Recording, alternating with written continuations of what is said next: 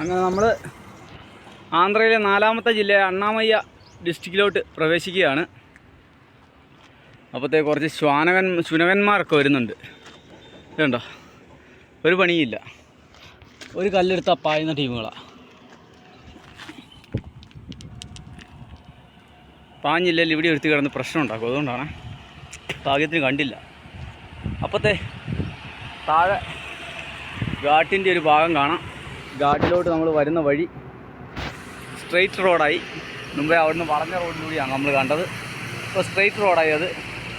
ഇതാണ് ആ കൃഷിഭൂമികളൊക്കെയുള്ള ചെറിയ മേഖല. കാടിൻ്റെ നടുവിലുള്ള കൃഷികളാണ്. നല്ല അടിപൊളി കാഴ്ചകളാണ്. അപ്പോഴത്തെ വണ്ടികളൊക്കെ കയറി വരുന്ന കാഴ്ച നമുക്ക് ഇവിടുന്ന് കാണാൻ പറ്റും. മരങ്ങളൊക്കെ ചെറിയ മഴയുള്ളതുകൊണ്ട് തളുത്ത് നിൽക്കുന്ന ഒരു സാഹചര്യമാണ്.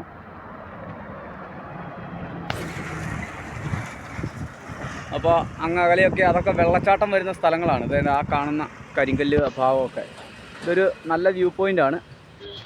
ഉണ്ട് അത് അവിടെയൊക്കെ വെള്ളച്ചാട്ടങ്ങൾ, മഴക്കാലത്ത് നിറയെ വെള്ളച്ചാട്ടങ്ങൾ വരുന്ന സ്ഥലങ്ങളാണ്. ഇവിടുത്തെ കല്ലുകളുടെ പ്രത്യേകത എന്ന് പറഞ്ഞാൽ കെട്ടിയ പോലെ തന്നെയാണ് കല്ലുകൾ ഇരിക്കുന്നത്. നമ്മൾ കല്ല് കെട്ടി വെച്ചിരിക്കുന്ന പോലെ, കയ്യാലെ പണിയുന്ന പോലെ തന്നെയാണ് നമ്മുടെ കല്ലുകളെല്ലാം ഇരിക്കുന്നത്. ഇത് പൊട്ടിച്ച് താത്താലും അതുപോലെ തന്നെയാണ് ഇരിക്കുന്നത്. അപ്പോൾ ശരി, നമ്മൾ പതിയെ യാത്ര തുടരുകയാണ്. ഇവിടെയൊക്കെ ആൾക്കാർ വന്ന് ഭക്ഷണം കഴിക്കുന്ന ഭാഗമായതുകൊണ്ടാണ് ഈ നായ്ക്കളൊക്കെ ഇവിടെ തന്നെ കൂടിയിരിക്കുന്നത്. നായ്ക്കൾ നടക്കുന്നുണ്ട്. അവിടെ പുലികളില്ല, കടുവകളില്ല എന്നുള്ള ധൈര്യത്തോടു കൂടി നമുക്ക് യാത്ര ചെയ്യാം. അപ്പോൾ അങ്ങകലെ വേസ്റ്റ് കത്തിക്കുന്നത് നമുക്ക് കാണാൻ പറ്റും. അപ്പോൾ ശരി, നമ്മുടെ യാത്ര മുന്നോട്ട് പോവുകയാണ്. അണ്ണാമയ്യ ഡിസ്ട്രിക്റ്റ്. ഇവിടുന്ന് കുറച്ച് ദൂരം പോയിട്ട് വേണം ഇനി നമുക്ക് തിരിഞ്ഞു പോകാൻ.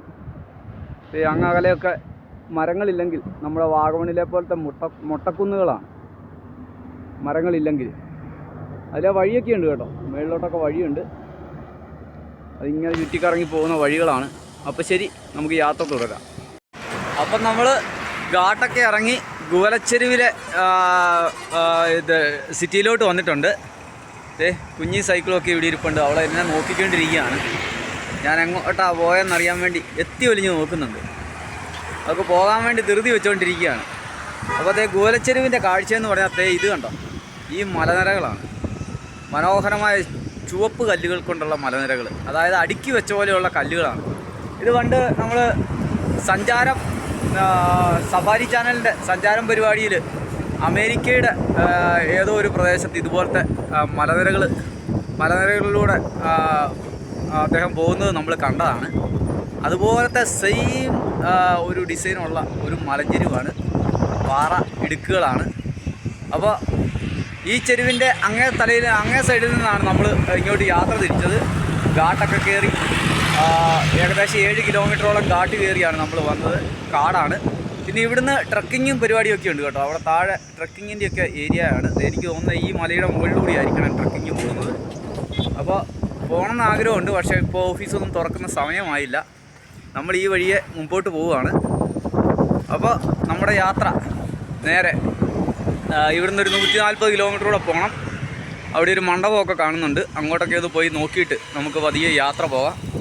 അപ്പോൾ ഇവിടുന്ന് ഒരു ചായയൊക്കെ കുടിച്ച്, ഈ സുഹൃത്തിൻ്റെ അടുത്തു നിന്നാണ് നമ്മളൊരു ചായയൊക്കെ കുടിച്ചത്. അപ്പോൾ അസീം പാലക്കോവ ആൻഡ് കൂൾ ഡ്രിങ്ക്സ്, അവിടുന്ന് ഒരു ചായയൊക്കെ കുടിച്ച് പിന്നത്തെ അവിടുന്ന് നമ്മളൊരു പൂരിയൊക്കെ കഴിച്ച് രാവിലത്തെ നാസ്തയൊക്കെ കഴിഞ്ഞ് പതിയെ പോവുകയാണ്. അപ്പോൾ നേരെ പുങ്കന്നൂർ പശുക്കളെ കാണാനുള്ള യാത്രയാണ്. കിലോമീറ്ററുകൾ താണ്ടിയുള്ള യാത്രയാണ് കേട്ടോ. ചിലപ്പോൾ 2-3 ദിവസം എടുക്കും, കാരണം അത്രയ്ക്ക് കാറ്റാണ്. നമുക്ക് യാത്ര ചെയ്യാനുള്ള ബുദ്ധിമുട്ടുണ്ട്. എപ്പോഴും പുങ്കന്നൂർ എന്ന് പറയുമ്പോഴത്തേനും ആൾക്കാർ ചിന്തിക്കേണ്ട നമ്മൾ പുങ്കന്നൂരോട്ട് ഇത്രയും ദൂരം ഉണ്ടോയെന്ന്. നമ്മുടെ യാത്രയ്ക്ക് ബുദ്ധിമുട്ടുകൾ നേരിടുന്നുണ്ട്, കാറ്റാണ് പ്രശ്നം.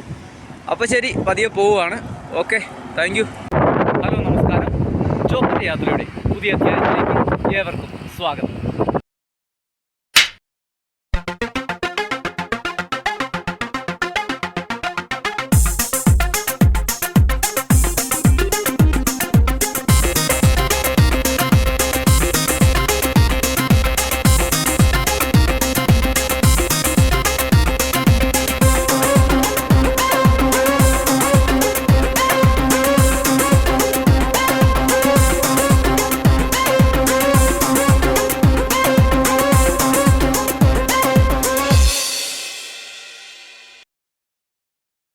തക്കാളി തോട്ടങ്ങളുടെ ഒരു ഏരിയയാണ്. ഇത് കണ്ടോ, പൂത്തു നിൽക്കുന്ന തക്കാളിപ്പാടങ്ങളാണ് നമുക്ക് കാണാൻ പറ്റുന്നത്. ഇത് ഈ മലയുടെ ചുവട്ടിലെല്ലാം അവിടെയെല്ലാം തക്കാളി കൃഷി ചെയ്യുന്നുണ്ട്. ഇവിടെയെല്ലാം ഉണ്ട്. അപ്പോൾ കൃഷി ആരംഭിച്ചിരിക്കുന്ന സമയമാണ്. പോളിത്തീൻ കവറിനുള്ളിൽ ഇറിഗേഷൻ ലൈൻ കൊടുത്തുകൊണ്ടുള്ള ഒരു കൃഷി രീതിയാണ്. രണ്ട് ഇവിടെയെല്ലാം ഉണ്ട്, ആ ഭാഗത്തെല്ലാം ഉണ്ട്. അപ്പോൾ ഇതതിൻ്റെ നേഴ്സറിയാണ്. അപ്പോൾ ഇനി അങ്ങോട്ട് തക്കാളിത്തോട്ടങ്ങളുടെ ഒരു ഏരിയയാണ്. അപ്പോൾ നമ്മൾ പുങ്ങന്നൂർ റൂട്ടിൽ പോയിക്കൊണ്ടിരിക്കുകയാണ്. അപ്പോഴാണ് ഈ വലിയൊരു കൃഷിത്തോട്ടം കണ്ടത്. ഇതുകൊണ്ട് ഞാൻ തക്കാളിത്തോട്ടത്തിൻ്റെ നടുവിലാണ്. വലിയൊരു തക്കാളിത്തോട്ടമാണ്.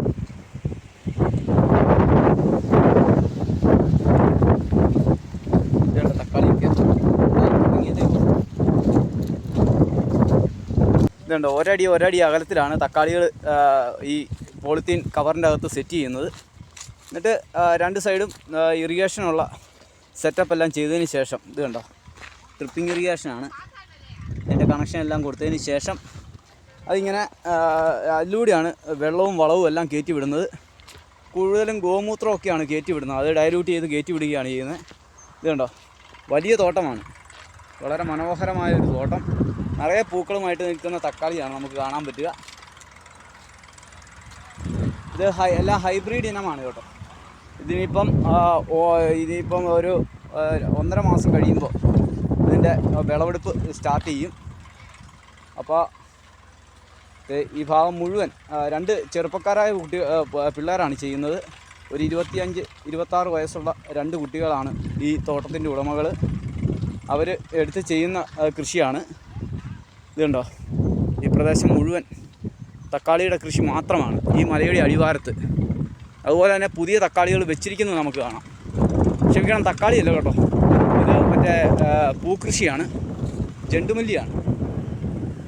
ചെണ്ടുമല്ലിയുടെ കൃഷിയാണ് ഇത് മുഴുവൻ. അതും പോളിത്തീൻ ബാഗിൻ്റെ അകത്ത് തന്നെയാണ് ചെയ്യുന്നത്. വളരെ സിമ്പിളായിട്ടുള്ള രീതിയിൽ ചെയ്തു വെച്ചിരിക്കുന്നു.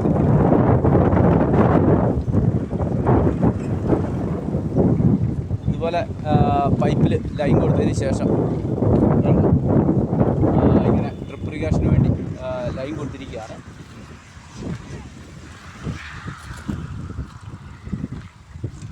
എല്ലാം ഓട്ടോമാറ്റിക് സിസ്റ്റമാണ്. അതായത് ടൈമർ വെച്ചിട്ട് സമയാസമയങ്ങളിൽ വെള്ളം ചെല്ലുന്ന ഒരു രീതിയാണ്. ഇതുകൊണ്ട് എല്ലാം പൈപ്പിൽ പിടിപ്പിച്ച് വെച്ചിരിക്കുകയാണ്.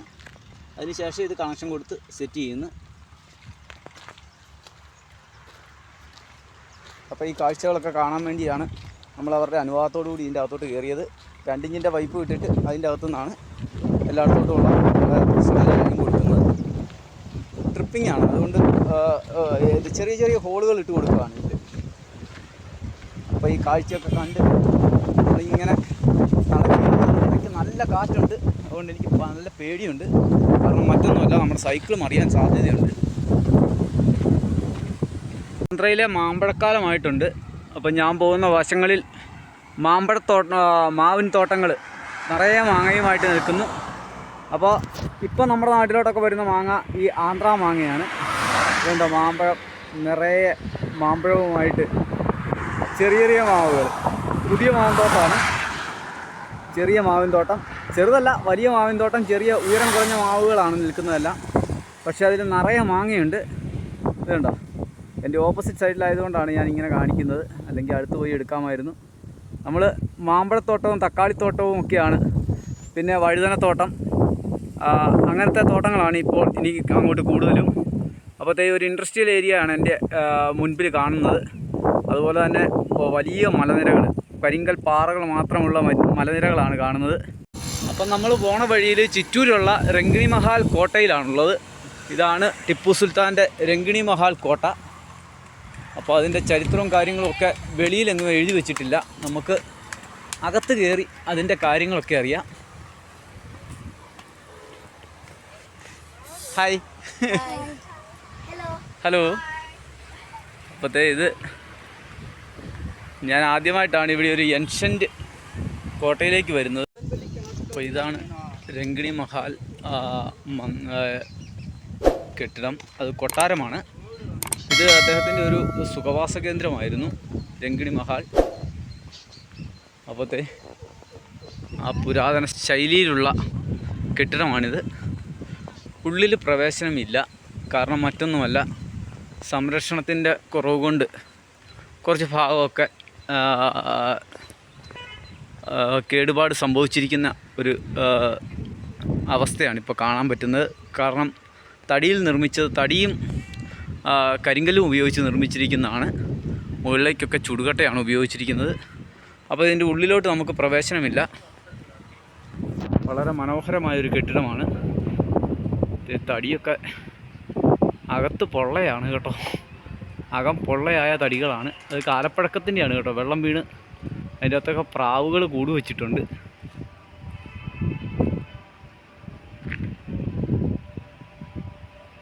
ജങ്കിണി മഹാൽ ടിപ്പു സുൽത്താൻ്റെ കാലത്ത് നിർമ്മിച്ച ഒരു നിർമ്മിതിയാണ്. ഒരു മലയുടെ പോകുന്ന വഴിയിൽ തന്നെ ഒരു മലയുടെ സമീപത്താണ് ഈ കെട്ടിടം സ്ഥിതി ചെയ്യുന്നത്. ഒരു സുഖവാസ കൊട്ടാരം.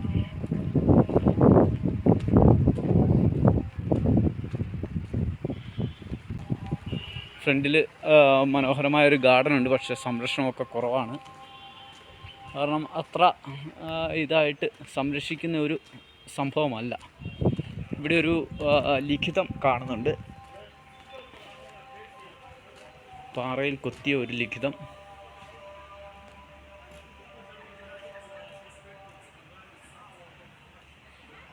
എന്താണെന്നൊന്നും ഇവിടെ ഇത് ചെയ്തിട്ടില്ല, മെൻഷൻ ചെയ്തിട്ടില്ല. ഇത് കോട്ടയുടെ പഴയ കെട്ടിടങ്ങളുടെ ഭാഗങ്ങളാണ്. അതൊക്കെ തകർന്ന നിലയിലാണ്. കാരണം ബ്രിട്ടീഷുകാർ തകർത്തതായിരിക്കണം. അന്ന് ടിപ്പു സുൽത്താനുമായിട്ടുള്ള യുദ്ധത്തിൽ തകർത്തതാവണം. ഇതാണ് പ്രധാന എൻട്രൻസ്. ആ വഴിക്കാണ് എൻട്രൻസ് എങ്കിലും ഇതാണ് പ്രധാന എൻട്രൻസ്.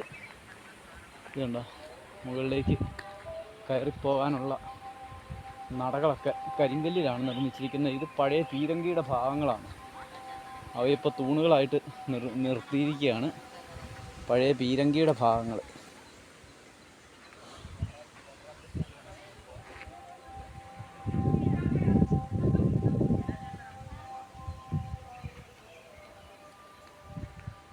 നിലത്തു നിന്ന് തന്നെ മുകളിലേക്ക് കയറിപ്പോകാൻ പറ്റുന്ന രീതിയിലുള്ള ഒരു കോട്ടയാണ്.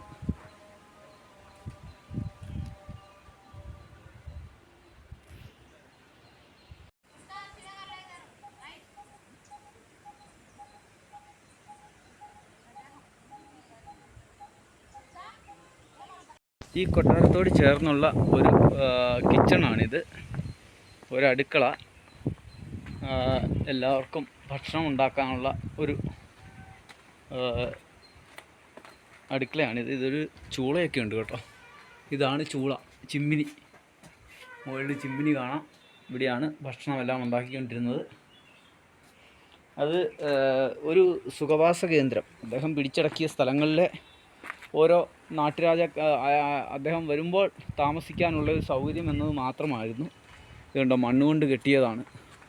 മണ്ണും മണലും ഇവിടുത്തെ കരിങ്കല്ലുകളും ചേർത്ത് കെട്ടിയ നിർമ്മിതിയാണ്.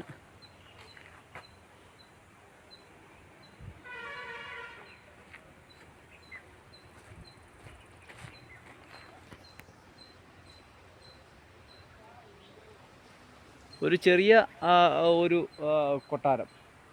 ഒരു മലയുടെ സൈഡിൽ ഒരു ചെറിയ കൊട്ടാരം. പക്ഷേ പിൽക്കാലത്ത് ബ്രിട്ടീഷ് ആളുകൾ ഇത് മുഴുവൻ നശിപ്പിക്കുകയും അതിൻ്റെ പല ഭാഗങ്ങളിലും നശിപ്പിക്കുകയും ചെയ്തു.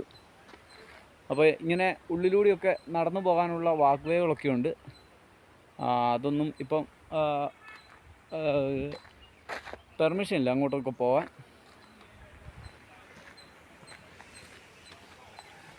കാട് പിടിച്ച് കിടക്കുന്ന ഒരു സ്ഥലമാണ്. പക്ഷേ വളരെ മനോഹരമായ ഒരു ഏരിയയാണ്. ഒരു മലയുടെ മുകളിലാണ്. അതുപോലെ തന്നെ പുറകിൽ നമുക്ക് കാണാം വലിയ കരിങ്കൽ മലകളാണ്. ഇതൊക്കെ പണ്ട് കർണാടകയുടെ ഏരിയയിലുണ്ടായിരുന്ന സ്ഥലങ്ങളാണ്. പിന്നെ സ്റ്റേറ്റ് തിരിക്കുന്ന സമയത്ത് ഭാഷയുടെ അടിസ്ഥാനത്തിൽ അങ്ങോട്ടും ഇങ്ങോട്ടും വീതം വെച്ച സ്ഥലങ്ങളാണിതൊക്കെ. അപ്പോൾ ഈ കൊട്ടാരത്തിൽ നിന്ന് നമ്മൾ പതിയെ യാത്രയാവുകയാണ്. ടിപ്പു സുൽത്താൻ്റെ പിതാവ് ഹൈദരലിയുടെ കാലത്ത് നിർമ്മിച്ചതാണ് ഈ കൊട്ടാരം. അതുപോലെ തന്നെ ഈ മലയുടെ മുകളിൽ വലിയൊരു കോട്ടയുണ്ട്. ആ കോട്ടയോടൊപ്പം തന്നെ അതിൻ്റെ മുകളിലും ഒരു കെട്ടിടമുണ്ട്, ഒരു സുഖവാസ കേന്ദ്രം. അതിൻ്റെ മുകളിൽ നിന്ന് ഈ പ്രദേശം മുഴുവൻ നമുക്ക് കാണാൻ പറ്റും. ഇതാ കോട്ടയുടെ ചില ഭാഗങ്ങളൊക്കെ നമുക്ക് കാണാൻ പറ്റുന്നുണ്ട്. ഇതൊക്കെ കോട്ടയുടെ ചില ഭാഗങ്ങളാണ്. പക്ഷേ അതിൻ്റെ മുകളിലേക്ക് പോകണമെങ്കിൽ ഇപ്പോൾ സമയം കഴിഞ്ഞു. അല്ലെങ്കിൽ അതിൻ്റെ മുകളിലേക്ക് പോയി നമുക്ക് ആ മുകളിലത്തെ കൊട്ടാരവും കാണാൻ പറ്റുമായിരുന്നു. പക്ഷേ ഇനിയിപ്പോൾ സമയമില്ല. 5 മണിക്ക് ഇത് ക്ലോസിംഗ് ആണ്. രാവിലെ വന്നാൽ ഒരു 2 മണിക്കൂർ സമയമേലും എടുക്കും ഇതിൻ്റെ മുകളിലെത്താൻ. കാരണം ഈ കാട്ടിലൂടെ വേണം നമ്മൾ നടന്ന് ഏറ്റവും മുകളിലെത്താൻ. അതുകൊണ്ട് നമുക്ക് ആ അവസരം നഷ്ടപ്പെട്ടിരിക്കുകയാണ്.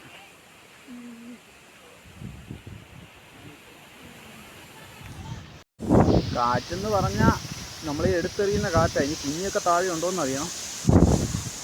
ഇത്രയും കാറ്റുള്ള സ്ഥലത്ത് അദ്ദേഹം ഒരു കൊട്ടാരം വന്നത് എന്ന് പറഞ്ഞാൽ സംഭവം തന്നെയാണ്. കാരണം കർണാടകത്തിനോട് ബാംഗ്ലൂരിനോടൊക്കെ ചേർന്ന് കിടക്കുന്ന സ്ഥലമാണ്. അതുകൊണ്ടാണ് ഈ പ്രദേശമെല്ലാം അദ്ദേഹം പിടിച്ചെടുത്തത്.